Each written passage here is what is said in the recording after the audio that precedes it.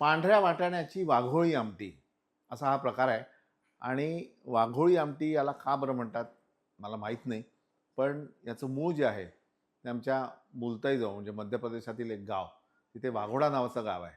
तिथे आमच्या म्हणजे आईच्या मावशीनी तिथे मला पहिल्यांदा ही खाऊ घातली होती. म्हणजे आमची बाई आजी होती, तिची मावशी, तिची बहीण म्हणजे आमच्या आईची मावशी.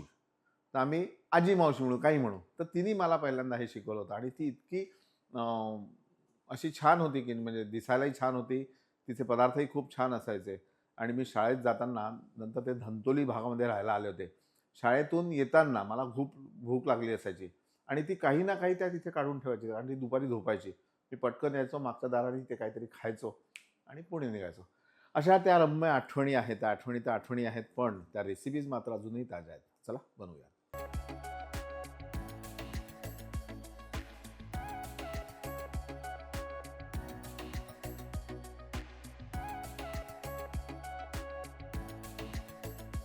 आता बघा, तुम्हाला न बोलता सगळं कळलं असेल की पांढरा वाटाणा जवळपास रात्रभर भिजवून ठेवलेला, तो आता शिजत ठेवला.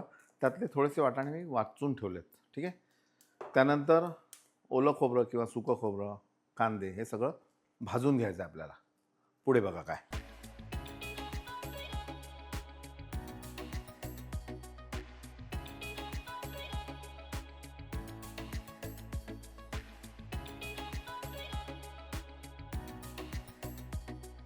साल फक्त वरचं जळकं काढायचं आहे.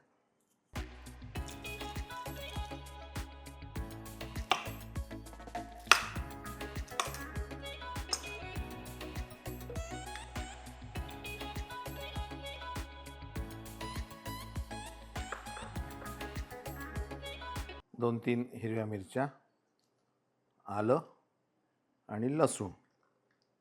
आणि त्याचबरोबर एक अजून इंटरेस्टिंग भाग आहे. इंटरेस्टिंग भाग म्हणजे हे भिजवलेले वाटाणे, थोडं पाणी.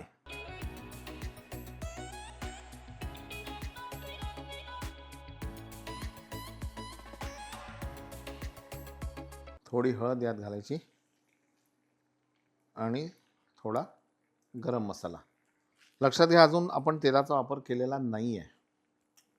हे आता जवळपास 80% शिजलेले आहेत वाटाणे. आणि यामध्ये हे वाटण.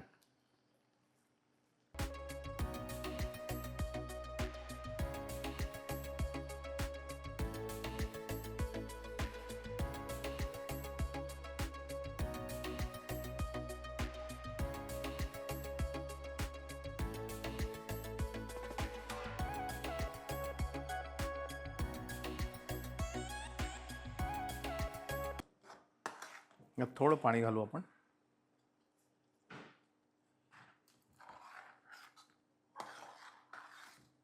म्हणजे आमटीसारखी छान अशी पातळ. आता किती पातळ किती घट्ट हे तुम्ही तुमचं ठरवायचं आहे. याला छान अजून एक 2-3 उकळ्या येऊ देऊ. या रेसिपीची एक खासियत अशी आहे की आतापर्यंत याला तेलाचा वापर केलेला नाही आहे. आणि यामध्ये तेल जे काय असेल ते फक्त खोबऱ्याचं जे तेल असेल तेच. पण वरून फोडणी आपल्याला घालायची आहे. बाकी अप टू यू की तुम्ही ही सगळी झाल्यानंतर फोडणी घालायच्या आधी एकदा टेस्ट करून पहा. फोडणी घातल्यावर टेस्ट करा. ज्यांना तेल चालत नाही किंवा कमी लागतं त्यांनी तेल घालू नका. ऑप्शन चांगला आहे.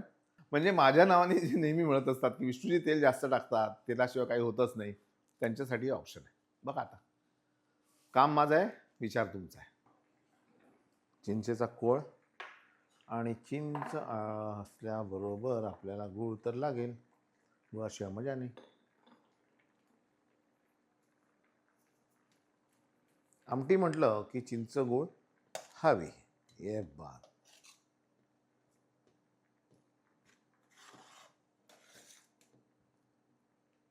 हे अशा प्रकारचं आमटीचा प्रकार झाला. हा थोडा घट्ट आहे, तुम्ही पातळही करू शकता.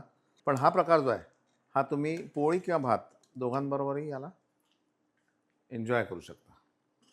आता एक फोडणी आपण देऊयात. फोडणीसाठी तेल गरम झालं की गॅस बंद करायचा आणि तोपर्यंत गंमत करायची आपल्याला की हा काळा मसाला एकदा आपण आतमध्ये घातला, आता पुन्हा असा वर घालायचा. त्यानंतर या तेलात मोहरी चांगली फुटल्यावर कढीपत्ता, नंतर ही फोडणी, क्या बात, वर थोडी कोथिंबीर.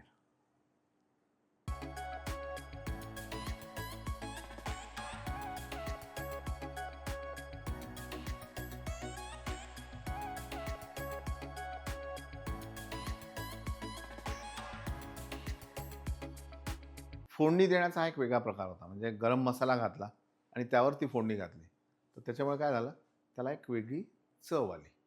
ती चव कशी ती अनुभवावी लागेल. सो पाहत राहा मास्टर रेसिपीज. ही आमटी नक्की करा, लाईक करा, सबस्क्राईब करा, शेअर करा आणि हे सगळं आवडलं तरच माझी आठवण करा. कराल? थँक्यू.